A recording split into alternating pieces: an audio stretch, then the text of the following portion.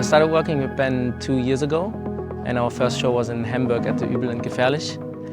And since then it developed with the whole show process. Now it's the first one that we have like completely a new design with new content, new lighting. When I first met Ben, it was kind of love at first sight because his name is Ben and mine is Ben, so we were Ben together now. But yeah, he's a really nice guy, super open. Of course, we play a lot of gigs during the year, and we hang out most of the times in shuttles or airplanes or in lounges. So you can say we kind of became friends over the past years. We saw each other more than other friends.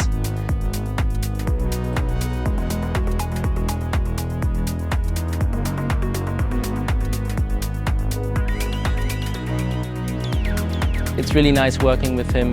If he has a vision or a new track, he'll send it over, we can have a listen, we can also decide which tracks we should use or put together in the set list, so it's really a B2B thing and not just like an agency or management saying what we have to do.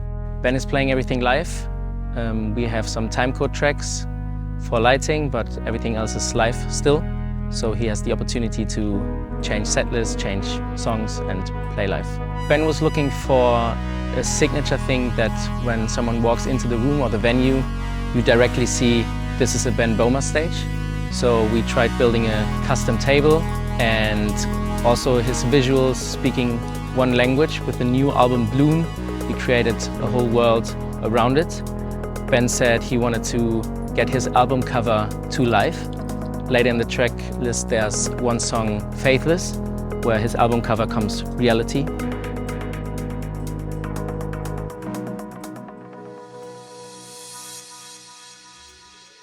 Regarding all the lighting, programming and visual stuff, we were really free in our creative process, and then we're in contact with Ben because we were touring all year long.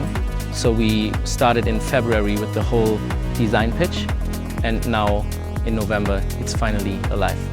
We have a lot of tracks where Ben plays his way, so we had to adapt the lighting, effects and visuals to match his style.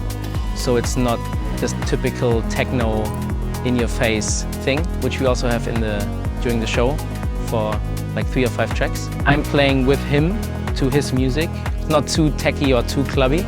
Also with the design we have now here, we had to see a venue space from 1,000 capacity to a venue space with 10,000. So we had to adapt also with the content and the lights, which was a tricky challenge, but I'm really happy how it ended. Ben is in the center of the whole stage. He's mostly alone on stage.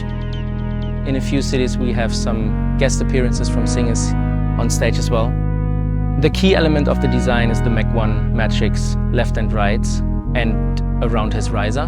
The riser is angled like this, and we have then a few rivalets from Ayrton. We have X4 bars from GLP, JDCs from GLP, and we have a lot of Rox blinders. We tried to do a symmetrical design with the center screen and the matrices, but adding ladders on stage left and stage right spots and X4 bars to break it up in a few songs and to make it more diverse for your eye in the crowd.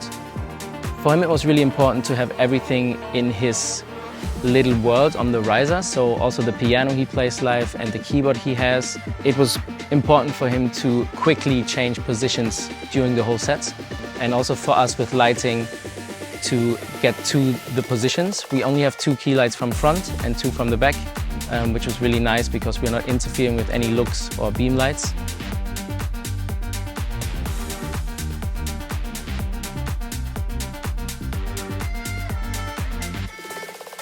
Getting cool looks for us was about not putting too much into the look. Sometimes it's better to have less lights than too much on, because then it gets messy and you can't really focus and your eye gets like totally distracted about where to focus. So we try to split the rig up into groups. Of course you can group it up in floor and roof, but we also tried in the lights that we have like the B4 Rox blinders and the B2 Rox blinders, so we split them up in our minds to get different looks with them.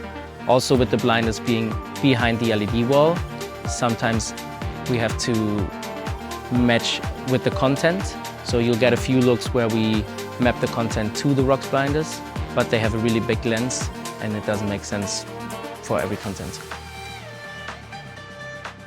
Earlier this year we had a tour with Paula Hartmann where we also had the Rivalet, and we were looking for a smaller beam light as well, and we found Mach 1s.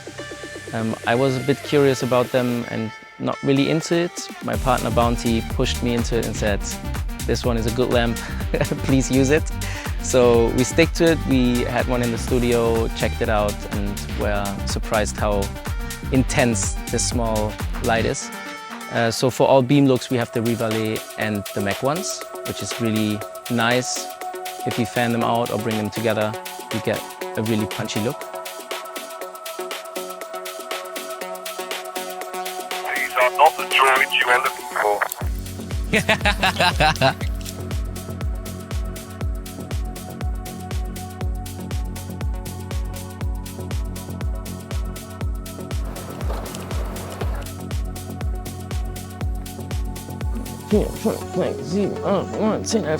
Welcome on stage with Ben Böhmer.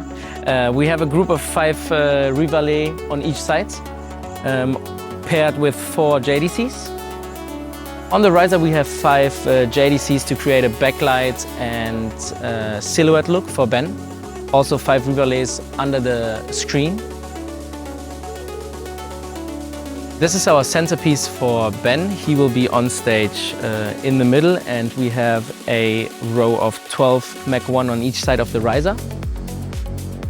The table we designed is there to be a floating piece, kind of like a Star Trek mission control. The table is designed from us, paired up with James from Erfurt, and he built it by his own and a friend, full of steel. We can get all cables inside, plus the cams are attached directly to it. For Ben it's really important to have this kind of layout, so we were really strict with the positions of fader forks, push and piano. As you can see, we matched the floor setup on the sides and the matrix and the 2 side trusses to be angled in the same way as the riser is, which creates a stage that is not too even.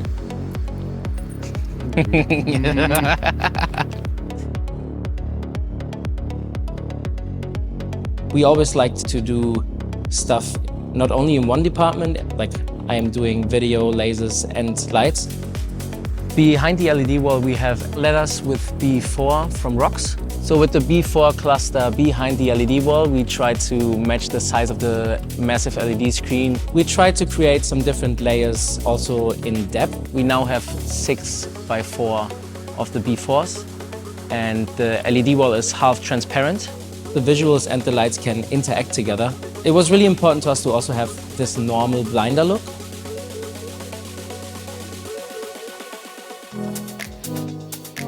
So for all visual content we teamed up with Klubkin from Cologne and Cosmo, he's from Innsbruck in Austria. They were really nice and were full into the whole project. Ben wanted to evolve his old language from visuals and get on a new level of it, but still remaining his old looks, but in a newer way.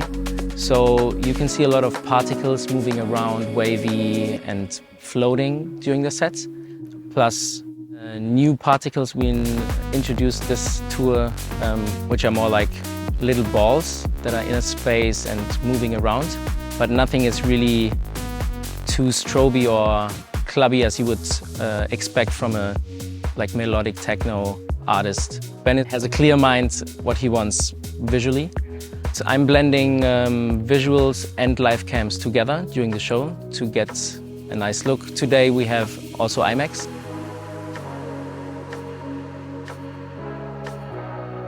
We also have 8 30-watt lasers with us.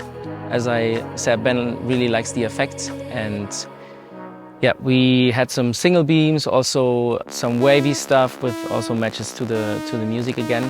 For lasers, we were supported by Laserfabrik, and Marvin was with us the first leg of the tour, and then Max came in. Marvin helped us also programming with Lux, which made a big level up for the show, so thank you, Marvin.